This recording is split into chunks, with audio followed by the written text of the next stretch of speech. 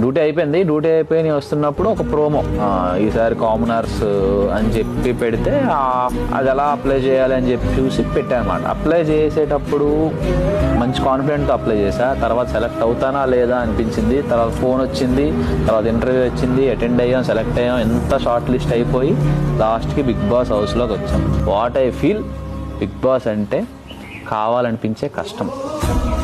Food కరెక్ట్గా ఉంటుంది, sleep కరెక్ట్గా ఉంటుంది, మనుషులు కరెక్ట్గా ఉంటాం. కానీ అయినా ఇది కావాలి మనకి.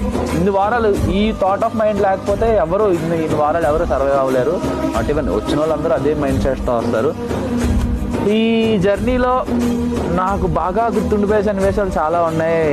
ఏదైతే first captaincy and last captaincy, తర్వాత టికెట్ టు ఫినాలే, ఇవన్నీ మంచి ఎంత అయితే ఉందో బాధలు కూడా అన్నీ ఉంటాయి. చాలా చాలా బాధలు జరిగాయి. అండ్ నేను అనుకున్న నా క్లోజెస్ట్ పీపుల్ నాకు ఎలా అయినా వీళ్ళు నాతో పాటే ఉంటారు అని అనుకున్న వాళ్ళు నాకు ముందే వెళ్ళిపోవడం జరిగింది. ఇవన్నీ అర్థం చేసుకొని గేమ్లో దిగిన తర్వాత నాకు అన్న దొరికాడు ఈ హౌస్లో.